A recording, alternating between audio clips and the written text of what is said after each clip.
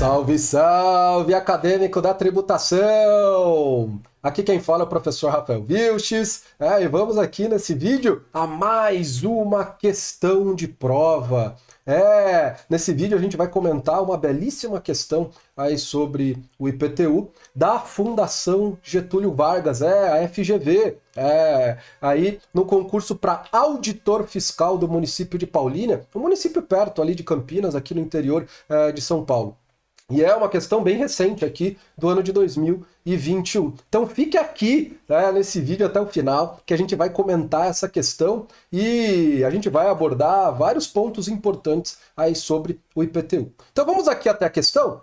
Então vamos lá. Olha aqui no slide, eu coloquei aqui para vocês a questão, uma questão sobre IPTU, possuidor com ânimo de dono, né? Vocês vão ver já sobre isso. Então vamos ler a questão aqui, ó. Lucas tomou posse com ânimo de dono, então ele já deixou claro aqui que o Lucas é um possuidor com ânimo de domínio, com ânimo de dono, de mansão em área urbana. Então pronto, a gente já sabe que é o IPTU aqui, né? Esse imóvel está localizado em área urbana, que pertencer a seu falecido tio, localizado em zona nobre da cidade. A fiscalização, tendo feito diligência no local, identificou o Lucas como possuidor, e também a existência de algumas esculturas de alto valor no jardim do imóvel. Em razão desta inspeção, o fisco municipal inscreveu Lucas no cadastro de contribuintes na condição de responsável tributário, sem revestir a condição de contribuinte. Recalculou o valor venal do imóvel, levando em consideração as esculturas presentes no jardim. E conforme previsão em lei municipal, passou a aplicar a alíquota diferenciada mais elevada de IPTU em razão da localização do imóvel em área nobre. À luz da Constituição Federal e do Código Tributário Nacional, é correto afirmar que... Então, pessoal, aqui, para a gente comentar essa questão, a gente tem que abordar três pontos muito importantes aí sobre o IPTU. O primeiro ponto é em relação à sujeição passiva do IPTU e essa questão aí da posse com ânimo de dono. O terceiro ponto é a base de cálculo. Como que é apurado aí o valor venal do imóvel? E o terceiro ponto é em relação à sistemática de alíquotas do IPTU. Então, pessoal, fique aqui até o final, que a gente vai comentar exatamente esses três pontos, e aí depois a gente vai lá e resolve essa questão e eu passo para vocês o gabarito. Então, vamos aí aos comentários dessa questão, cada um dos pontos aí que eu coloquei para vocês. O primeiro ponto que a gente vai tratar é exatamente a questão da sujeição passiva do IPTU. Então, esse tema, sujeição passiva, ele é tratado, ele tem previsão expressa no artigo 34 do Código Tributário Nacional. Olha o texto aí na tela para vocês. Então, vocês reparam que está ali, ó, contribuinte é o proprietário, o titular do domínio útil e o possuidor a qualquer título. Então, o primeiro ponto é que o possuidor não é o responsável, ele é contribuinte. Lembra lá daquela diferença básica que vocês estudam lá no direito tributário? A diferença entre contribuinte e responsável? Então, o contribuinte é aquele que pratica o fato gerador. E o possuidor pratica o fato gerador. Então, ele tem uma relação pessoal e direta com o fato gerador. Já o responsável é aquele terceiro que é eleito pelo legislador como sujeito passivo sem praticar o fato gerador. Então, Lucas, por ser um possuidor com ânimo de domínio, ele é contribuinte e não responsável. E o outro ponto é a questão da posse a qualquer título. E uma interpretação literal, a gente chega a uma conclusão precipitada de que qualquer possuidor é contribuinte do IPTU. Não. Aí nesse ponto, os tribunais superiores, o STF e o STJ, eles conferem uma interpretação restritiva em relação a esse dispositivo. Essa interpretação de que não é qualquer possuidor que é contribuinte do IPTU. É só aquele possuidor com ânimo de dono, com ânimo de domínio. Então, o locatário, o comodatário, o arrendatário, o usuário, como regra geral, eles não são possuidores para fingir tributação do IPTU. É só o possuidor com ânimo de domínio. Então, por exemplo, o promitente comprador, o possuidor ad uso capionem, que está em vias de se tornar proprietário, né, pelo Instituto da Uso Capião. O segundo ponto que a gente vai tratar aqui é em relação à base de cálculo do IPTU.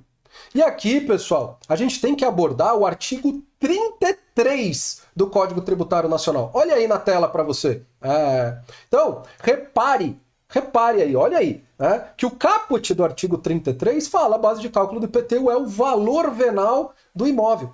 Mas aqui o importante é o parágrafo único. Parágrafo único ele fala, olha, na hora de você apurar o valor venal do imóvel, você tem que desconsiderar os bens móveis mantidos nesse imóvel. É aí que entra aí o que é colocado na questão. As esculturas de alto valor, ou uma Ferrari, ou qualquer outro carro importado que venha a estar aí nesse imóvel, isso tem que ser desconsiderado na apuração do valor venal. Olha aí na tela, um exemplo aí de uma casa que tem uma escultura e uma casa que tem uma Ferrari estacionada na garagem. Você, como auditor fiscal, você tem que desconsiderar isso na apuração do valor venal do imóvel. Você não tem que ajustar, fazer nenhum ajuste no valor do imóvel, porque esse imóvel tem uma escultura ou uma Ferrari estacionada na garagem. O que você tem que levar em consideração são as características do imóvel e mais nada. O terceiro ponto, e último ponto, antes de a gente ir lá comentar a questão, é a sistemática de alíquotas aí do IPTU. E aí, pessoal, aqui a gente tem que abordar um dispositivo constitucional. O artigo 156, parágrafo 1º, inciso 1º e inciso 2º, especialmente o inciso 2º.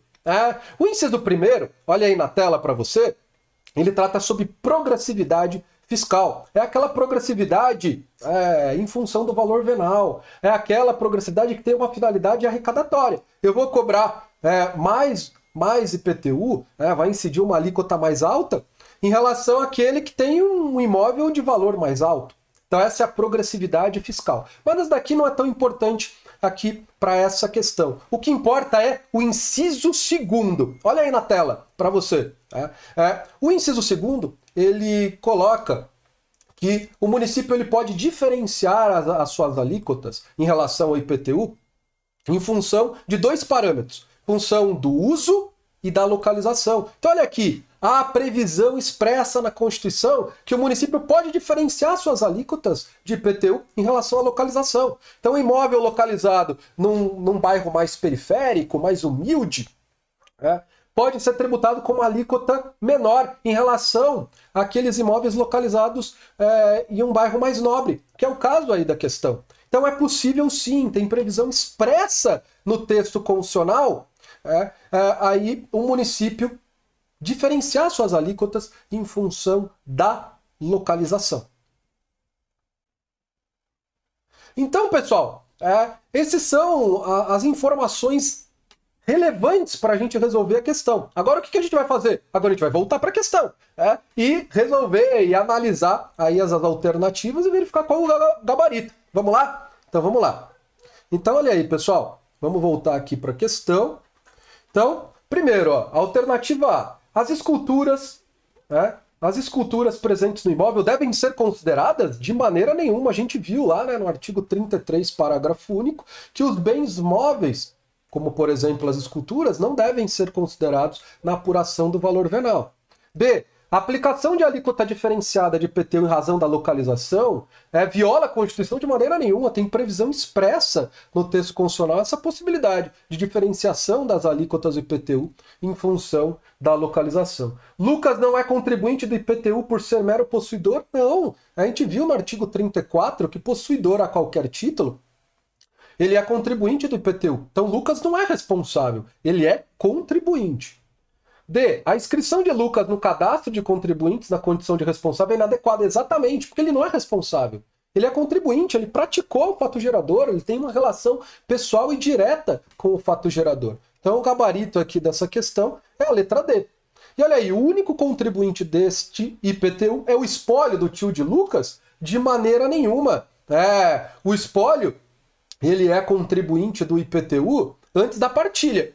Se o imóvel, né? Se o imóvel ele já é de titularidade de um dos herdeiros, cada um dos herdeiros, né? Aquele que ficou com o imóvel, no caso aí Lucas, ele é o contribuinte. Então o espólio foi o contribuinte no período ali até a partilha e a adjudicação. Isso tem previsão aí no Código Tributário Nacional. Então, pessoal, o gabarito aí da questão é gabarito preliminar, mas aí não tem polêmica nenhuma essa questão, provavelmente vai se tornar o gabarito definitivo, é a alternativa D.